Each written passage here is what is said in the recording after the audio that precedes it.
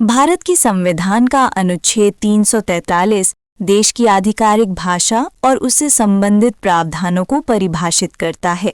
ये अनुच्छेद भारत जैसे बहुभाषी देश में प्रशासनिक और सरकारी कार्यों के लिए भाषा नीति को स्पष्ट करता है।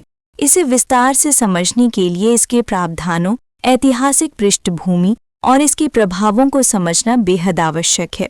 अनुच्छेद 343 के में कुल कितने प्रावधान या खंड हैं? अनुच्छेद 343 तीन मुख्य खंडों में विभाजित है। पहला अनुच्छेद क्या है? संघ की राजभाषा। अनुच्छेद 343(1) हिंदी और देवनागरी लिपि। इस खंड के अनुसार भारत के संघ की आधिकारिक भाषा हिंदी होगी और इसकी लिपि देवनागरी होगी। ये प्रावधान हिंदी को भारत के केंद्रीय प्रशासन की प्राथमिक भाषा के रूप में स्थापित करता है। अंकों का प्रारूप। सरकारी कार्यों में उपयोग के लिए अंकों का रूप भारतीय अंकों का अंतर्राष्ट्रीय प्रारूप अर्थात 1, 2, 3 आदि होगा। ये प्रावधान ये सुनिश्चित करता है कि भारत में संख्याओं के उपयोग में एक रूपता हो जो वैश्विक संदर्भ में भी सुसंगत हो। दूसरा अनुच्छेद क्या है? अंग्रेजी का उपयोग। अनुच्छेद 343(2) ये खंड संविधान के लागू होने की तारीख यानी 26 जनवरी 1950 से 15 वर्ष की अवधि यानी 26 जनवरी 1965 तक के लिए संघ के सभी आधिकारिक कार्यों में अंग्रेजी के उपयोग को अनुमति देता है। इसका उद्देश्य संविधान लागू होने के बाद हिंदी को धीरे धीरे लागू करने और प्रशासनिक निरंतरता बनाए रखने के लिए एक संक्रमण काल प्रदान करना था। इस खंड में ये भी प्रावधान है कि संसद को ये अधिकार है कि वो इस 15 वर्ष की अवधि के बाद भी अंग्रेजी के उपयोग को बढ़ा सकती है। तीसरा अनुच्छेद क्या है? संसद का अधिकार। अनुच्छेद 343(3) ये खंड संसद को ये शक्ति देता है कि वो 15 वर्ष की अवधि के बाद कानून बनाकर अंग्रेजी के उपयोग को जारी रखने या अन्य आधिकारिक उद्देश्यों के लिए भाषा नीति को संशोधित करने का निर्णय ले सकती है। इस प्रावधान के तहत संसद ने बाद में आधिकारिक भाषा अधिनियम 1963 पारित किया, जिसके द्वारा अंग्रेजी को सह आधिकारिक भाषा के रूप में अनिश्चित काल के लिए उपयोग में रखा गया। इस अनुच्छेद की ऐतिहासिक और संदर्भगत पृष्ठभूमि क्या थी?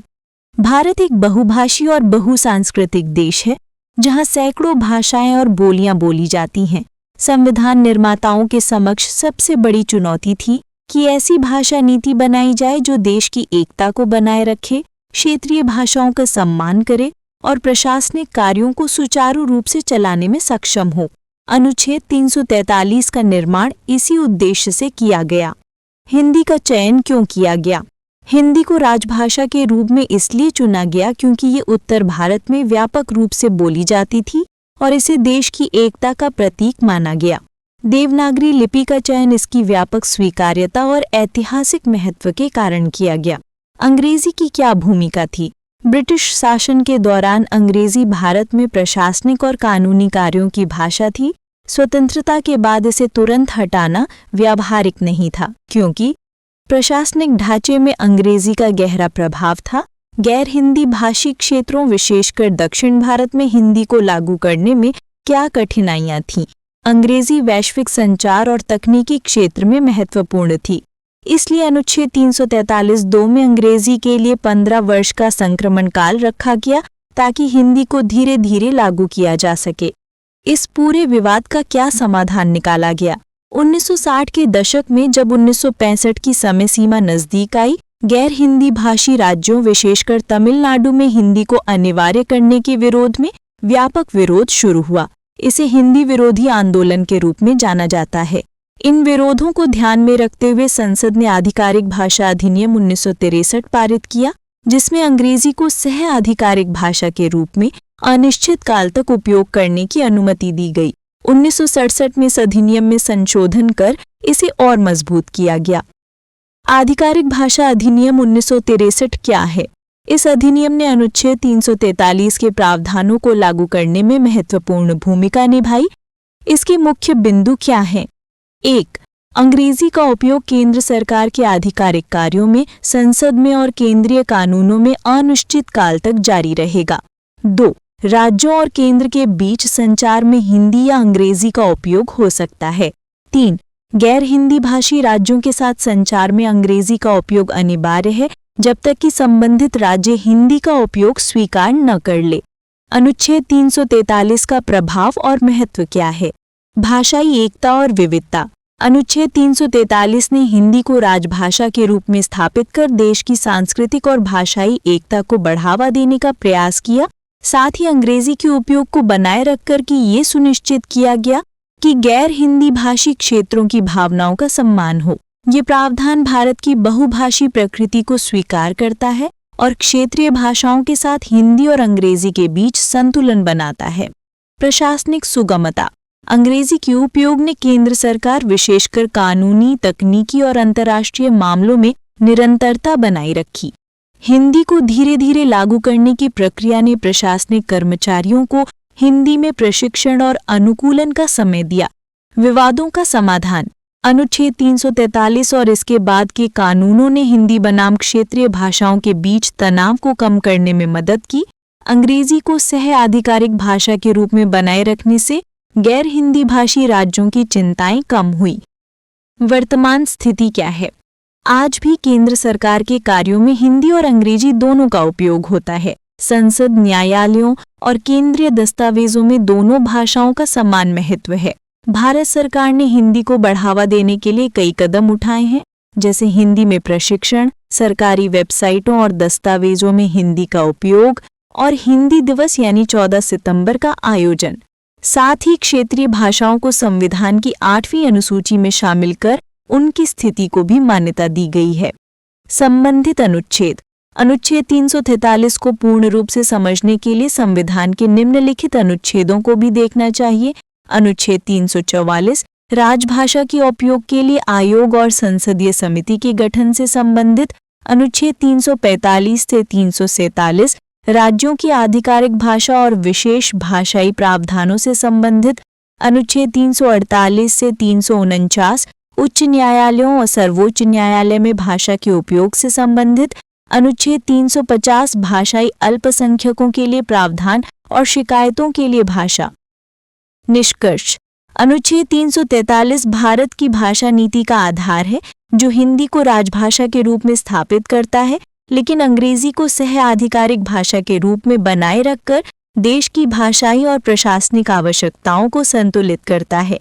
ये प्रावधान भारत की बहुभाषी प्रकृति को स्वीकार करता है और राष्ट्रीय एकता को बढ़ावा देने के साथ साथ क्षेत्रीय विविधता का सम्मान करता है। नमस्कार और द डीप डाइव में आपका स्वागत है। आज हम संविधान के एक बहुत ही, आप कह सकते हैं, बुनियादी हिस्से पर बात करने वाले हैं। जी। अनुच्छेद 343 ये वो है जो हमारी राजभाषा नीति मतलब ऑफिशियल लैंग्वेज पॉलिसी की नींव रखता है। बिल्कुल। और ये ऐसा विषय है जिसका असर हम सब पे पड़ता है रोजमर्रा की सरकारी कामकाज में। तो आज हम इसी पर थोड़ी गहराई से बात करेंगे। हाँ, और हमारे पास जो जानकारी है वो एक लेख से है जिसका शीर्षक है संविधान का अनुच्छेद 343 राजभाषा और अंग्रेजी का प्रावधान। तो कोशिश यही रहेगी कि समझें कि भाई आजादी के बाद इतनी भाषाएं थी हमारे देश में, सैकड़ों भाषाएं। हाँ, तो फिर कैसे तय हुआ कि सरकार किस भाषा में काम करेगी, मतलब संघ सरकार? यही सबसे बड़ा सवाल था उस वक्त। और क्या क्या दिक्कतें आईं, क्या बहसें हुईं, क्यों हिंदी और फिर क्यों अंग्रेजी भी, ये सब समझने की कोशिश करेंगे आज। क्योंकि देखिए, भारत में भाषा सिर्फ बातचीत का जरिया तो है नहीं, ये पहचान से जुड़ी है, राजनीति से जुड़ी है। बिल्कुल सही कहा आपने। बहुत संवेदनशील मामला रहा है ये हमेशा से। तो चलिए शुरू करते हैं अनुच्छेद 343 से। हाँ, तो सबसे पहले ये अनुच्छेद 343 अगर किसी को बिल्कुल आसान भाषा में समझना हो तो ये कहता क्या है? देखिए, आसान शब्दों में अनुच्छेद 343 ये बताता है कि भारत सरकार यानी यूनियन गवर्नमेंट के ऑफिशियल काम किस भाषा में होंगे। अब सोचिए, इतनी भाषाएं, इतनी बोलियां, तो एक स्टैंडर्ड भाषा तो चाहिए ना सरकारी कामकाज के लिए। हाँ, वरना तो गड़बड़ हो जाती। बिल्कुल। तो इसी जरूरत को पूरा करने के लिए ये अनुच्छेद है। और इसके मतलब 3 मुख्य हिस्से हैं, या कह लीजिए खंड हैं। अच्छा, 3 खंड। तो पहले वाले से शुरू करते हैं।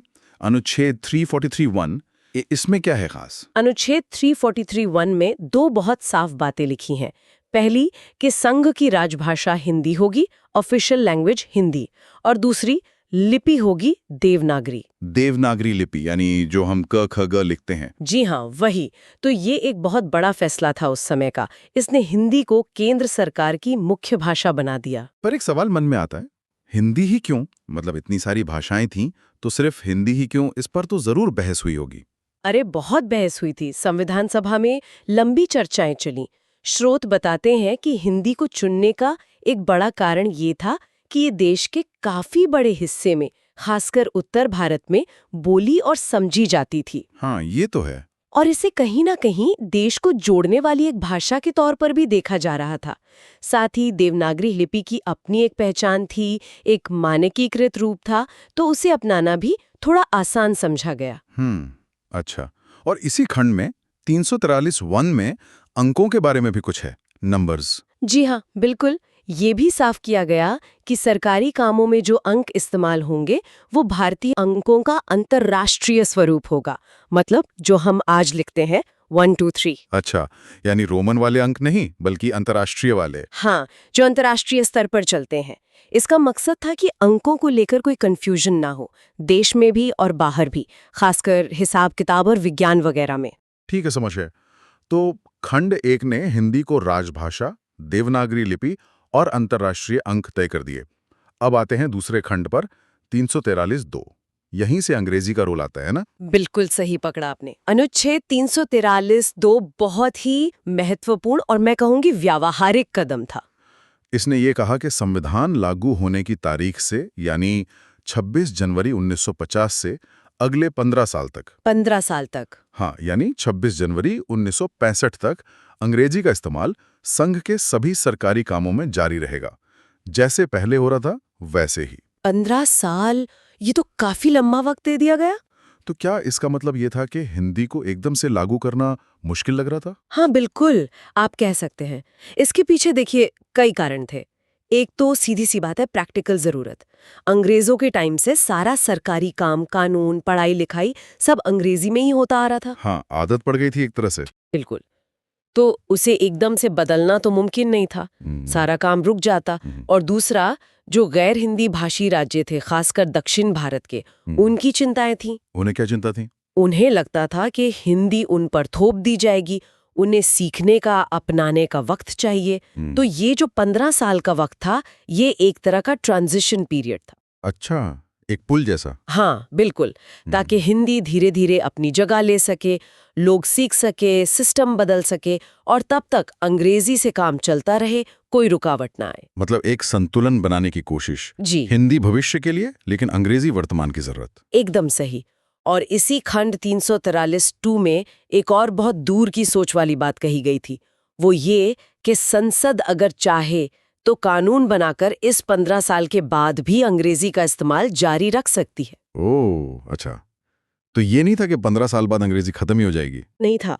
संसद को ये अधिकार दिया गया कि वो देखे कि भाई 15 साल बाद क्या स्थिति है, क्या जरूरत है, और उस हिसाब से फैसला ले। रास्ता खुला रखा गया। तो ये जो संसद को अधिकार मिला, क्या इसी से तीसरा खंड जुड़ा है, अनुच्छेद 343(3)? जी हाँ, बिल्कुल। अनुच्छेद 343(3) इसी बात को और पुख्ता करता है।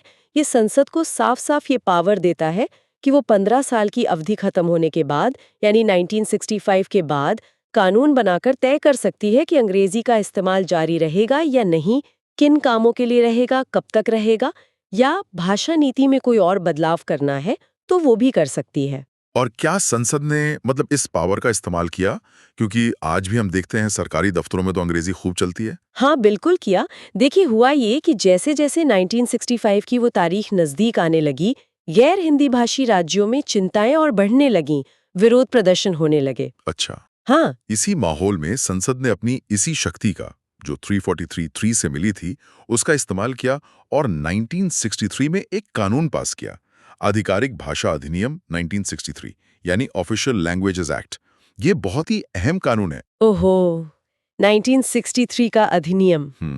तो इसने क्या किया? इसने अंग्रेजी की स्थिति को कैसे बदला? इसने एक तरह से वो जो 15 साल वाली बात थी ना, उसे अनिश्चित काल के लिए बढ़ा दिया। मतलब इसने कहा कि 1965 के बाद भी हिंदी के साथ साथ अंग्रेजी का इस्तेमाल उन सभी सरकारी कामों के लिए जारी रहेगा जिनके लिए वो पहले इस्तेमाल हो रही थी, और संसद के काम के लिए भी। सभी कामों के लिए? हाँ, जिनके लिए पहले हो रही थी। तो एक तरह से अंग्रेजी को सह राजभाषा या एसोसिएट ऑफिशियल लैंग्वेज का दर्जा मिल गया और इसकी कोई एक्सपायरी डेट नहीं रखी गई। अरे वाह, ये तो बहुत बड़ा फैसला था। इसका मतलब तो ये हुआ कि संविधान का जो मूल इरादा था कि 15 साल में हिंदी पूरी तरह अंग्रेजी की जगह ले लेगी, वो पूरा नहीं हो पाया। हाँ, आप कह सकते हैं कि जमीनी हकीकत और जो राजनीतिक सहमति बनी उसने ये दिखाया कि सिर्फ हिंदी से काम नहीं चलेगा। भारत की जो भाषाई विविधता है वो बहुत गहरी है। संविधान बनाने वालों ने हिंदी को चुना जरूर, पर उन्होंने ये लचीलापन भी रखा था कि जरूरत पड़ने पर बदलाव हो सके। 1963 का ये कानून उसी लचीलेपन का नतीजा था। देश को एक साथ रखना ज्यादा जरूरी समझा गया। आपने शुरू में कहा था कि संविधान निर्माताओं के सामने बड़ी चुनौती थी। जरा उस समय के माहौल के बारे में और बताइए। आजादी के वक्त भाषा को लेकर क्या चल रहा था? माहौल बहुत मिला जुला और कह सकते हैं तनावपूर्ण भी था। एक तरफ तो आजादी का जोश था, अपनी भाषा अपनी पहचान को लेकर गर्व था। राइट। लोग चाहते थे कि अंग्रेजी की जगह कोई भारतीय भाषा आए। स्वाभाविक है। लेकिन दूसरी तरफ सैकड़ों भाषाएं और बोलियां थीं। अब उनमें से किसी एक को चुनना ये आसान नहीं था। संविधान सभा में बहुत बहसें हुई इस पर। हिंदी के पक्ष वाले कहते थे कि ये सबसे ज्यादा लोग बोलते समझते हैं, ये देश को जोड़ेगी। लेकिन विरोध भी तो हुआ होगा ना, जो लोग हिंदी नहीं बोलते थे? बिल्कुल हुआ। खासकर दक्षिण भारत से और कुछ पूर्वी राज्यों से भी आवाजें उठी। प्रतिनिधियों को डर था कि अगर हिंदी थोप दी गई तो उनकी अपनी भाषाओं का क्या होगा। सरकारी नौकरियों में, प्रशासन में कहीं हिंदी वाले आगे ना निकल जाएं। हाँ, ये चिंता तो जायज लगती है। उन्हें लगता था कि एक तरह का नाइंसाफी होगी। अंग्रेजी ठीक है, विदेशी भाषा थी, पर तब तक वो एक तरह की लिंक लैंग्वेज बन चुकी थी, खासकर पढ़े लिखे लोगों और सरकारी कामकाज के लिए। वो किसी एक क्षेत्र की भाषा नहीं थी। तो ये जो 15 साल का समय दिया गया और फिर 1963 का कानून आया, ये सब इन्हीं चिंताओं को शांत करने के लिए था। हाँ, ये एक तरह का बैलेंस बनाने की कोशिश थी।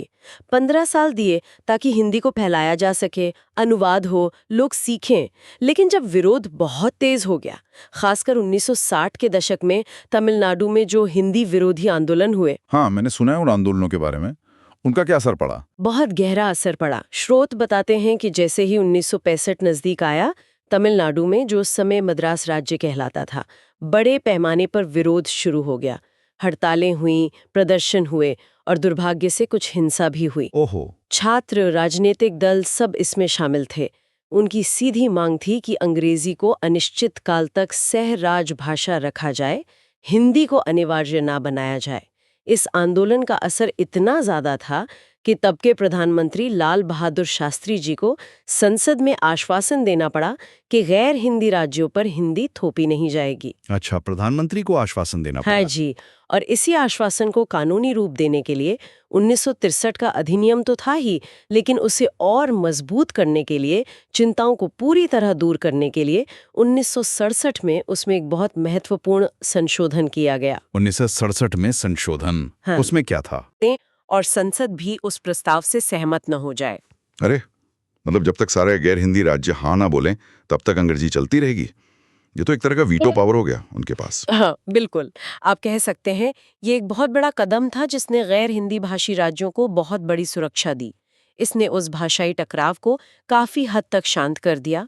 सही में ये तो जबरदस्त समाधान निकाला गया। ये दिखाता है कि भारत के संघीय ढांचे में राज्यों की भावनाओं का कितना ख्याल रखा गया। बिल्कुल, ये एक तरह का राजनीतिक समझौता था जिसने देश की एकता को भाषा की एकरूपता से ऊपर रखा, व्यावहारिकता को चुना गया। तो अगर हम आज के नजरिए से देखें, इस पूरे अनुच्छेद 343 और उसके बाद जो ये कानून बने, इनका भारत पर कुल मिलाकर क्या असर रहा है? क्या ये सफल रहा है? देखिए, इसके कई असर हुए हैं और ज्यादातर सकारात्मक कह सकते हैं। सबसे पहली बात तो ये कि इसने एक भाषाई संतुलन बनाया। हिंदी को राजभाषा का सम्मान मिला, पहचान मिली। हाँ। लेकिन साथ ही अंग्रेजी सह राजभाषा बनी रही, जिससे जो गैर हिंदी क्षेत्र थे वो भी जुड़े रहे और प्रशासन भी आराम से चलता रहा। इसने वो जो अनेकता में एकता वाली बात है उसे मजबूत किया। और प्रशासनिक तौर पर, मतलब प्रैक्टिकल लेवल पर क्या फायदे हुए? प्रशासनिक काम रुके नहीं, खासकर न्यायपालिका में, उच्च शिक्षा में, साइंस टेक्नोलॉजी में, विदेशों से संबंधों में, इन सब में अंग्रेजी के बने रहने से कोई दिक्कत नहीं आई। हाँ, ये तो है। और साथ साथ हिंदी को भी धीरे धीरे प्रशासनिक भाषा के तौर पर डेवलप होने का, इस्तेमाल में आने का मौका मिला। आज केंद्र सरकार के कई मंत्रालयों में, विभागों में हिंदी का काफी प्रयोग होता है, ट्रेनिंग दी जाती है। और वो जो विवाद और तनाव की बात हम कह रहे थे, क्या वो पूरी तरह खत्म हो गया है अब? पूरी तरह खत्म तो शायद कहना मुश्किल होगा। भाषा का मुद्दा आज भी कहीं ना कहीं संवेदनशील तो है ही, लेकिन हाँ, 1963 और 1967 के कानूनों ने वो जो एक बड़ा टकराव का खतरा मंडरा रहा था 60 के दशक में, उसे टाल दिया। इसने एक ऐसा रास्ता निकाला जिस पर ज्यादातर लोग सहमत हो सकें। इसने दिखाया कि बातचीत से, लचीलेपन से मुश्किल मसले हल हो सकते हैं। तो आज की जो स्थिति है जमीन पर, वो क्या है? मतलब केंद्र सरकार के काम में दोनों भाषाएं कैसे इस्तेमाल होती हैं? आज भी स्थिति वही है जो 1967 के संशोधन के बाद बनी। केंद्र सरकार के स्तर पर हिंदी और अंग्रेजी दोनों का इस्तेमाल होता है। कानून बनाने हों, नियम हों, सरकारी आदेश हों, संसद की कार्रवाई हो, कोशिश यही रहती है कि सब कुछ दोनों भाषाओं में उपलब्ध हो। यानी बाइलिंगुअल काम होता है। जी, द्विभाषी। केंद्र सरकार के कर्मचारियों के लिए हिंदी सीखना जरूरी भी है और उसे बढ़ावा देने के लिए कई योजनाएं भी चलती हैं। और हर साल 14 सितंबर को हम हिंदी दिवस मनाते ही हैं। हाँ, वो तो याद है। ये उसी दिन की याद में है ना, जब संविधान सभा ने हिंदी को राजभाषा माना था। जी, 14 सितंबर 1949 को। अच्छा, ये तो हुई संघ की भाषा की बात, लेकिन राज्यों की अपनी भाषाएं हैं, उनका क्या स्टेटस है संविधान में? अनुच्छेद 343 तो सिर्फ केंद्र की बात करता है। हाँ, ये बहुत अच्छा सवाल है। संविधान सिर्फ केंद्र तक ही नहीं रुकता। अनुच्छेद 345 है जो राज्यों को ये आज़ादी देता है कि वो अपने राज्य के कामकाज के लिए अपनी एक या ज्यादा भाषाएं चुन सकते हैं। अच्छा, तो राज्य अपनी भाषा चुन सकते हैं। बिल्कुल। और इसके अलावा संविधान की 8वीं अनुसूची है जिसमें 22 भाषाओं को शामिल किया गया है। इन्हें विशेष मान्यता और संरक्षण मिला हुआ है। हाँ, वो 22 भाषाएं। जी, ये दिखाता है कि भारत की भाषाई विविधता को संवैधानिक मान्यता दी गई है। फिर अनुच्छेद 350 है जो भाषाई अल्पसंख्यकों के अधिकारों की बात करता है कि वो अपनी भाषा में शिकायतें दे सकते हैं। तो कुल मिलाकर तस्वीर काफी बड़ी है। यानी अनुच्छेद 343 को अकेले में नहीं देखना चाहिए, बल्कि इन सब के साथ मिलाकर समझना चाहिए। बिल्कुल। अनुच्छेद 344 भी है जो राजभाषा आयोग और संसदीय समिति बनाने की बात करता है, जिनका काम है भाषा नीति को देखना, सुझाव देना। फिर 348 है जो सुप्रीम कोर्ट और हाई कोर्ट की भाषा के बारे में है। हाँ, वहाँ तो ज्यादातर अंग्रेजी ही चलती है। हाँ, मुख्य रूप से अंग्रेजी, जब तक संसद कोई और कानून न बनाए। तो ये सारे अनुच्छेद मिलकर भारत की जो ये जटिल भाषा नीति है, उसकी पूरी रूपरेखा बनाते हैं। ये तो वाकई काफी गहरी और विस्तृत जानकारी मिली। अगर हमें आज की इस पूरी बातचीत का एक सार निकालना हो, तो मुख्य बात क्या कहेंगे आप? मैं कहूंगी कि मुख्य बात यह है कि अनुच्छेद 343 और उससे जुड़े जो कानून है, वो भारत की जो भाषाई सच्चाई है और जो प्रशासन चलाने की जरूरतें हैं, उनके बीच एक व्यवहारिक संतुलन बनाने की कोशिश है। एक बैलेंसिंग एक्ट। हाँ, बिल्कुल। एक तरफ हिंदी को राष्ट्रभाषा या संपर्क भाषा बनाने की इच्छा है, दूसरी तरफ अंग्रेजी की जरूरत भी है और साथ ही क्षेत्रीय भाषाओं का सम्मान भी करना है।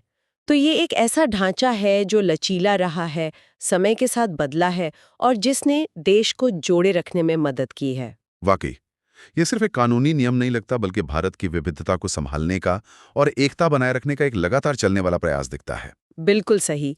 ये दिखाता है कि कैसे हमारे संविधान निर्माताओं ने और बाद की संसदों ने बातचीत से, समझौते से और प्रैक्टिकल सोच से एक बहुत ही नाजुक मुद्दे को संभालने की कोशिश की। तो चलिए इस दिलचस्प बातचीत को खत्म करते हुए अपने श्रोताओं के लिए एक सवाल छोड़ जाते हैं। ये जो संतुलन संविधान ने बनाया, हिंदी राजभाषा, अंग्रेजी सहराज भाषा, ये आज के इस तेजी से बदलते भारत में कितना प्रासंगिक है? सोचने वाली बात है। क्या ये जो डिजिटल दुनिया आ गई है, दुनिया भर से जुड़ाव बढ़ रहा है और देश के अंदर भी भाषाओं का नज़ारा बदल रहा है, क्या ये सब मिलकर भविष्य में संतुलन को कोई नई शक्ल देंगे? बिल्कुल, ये एक अहम सवाल है और ये हमें सोचने पर मजबूर करता है कि हमारी भाषा नीति कितनी जीवंत है और आगे क्या चुनौतियां या अवसर हो सकते हैं। इस पर विचार करना वाकई दिलचस्प होगा।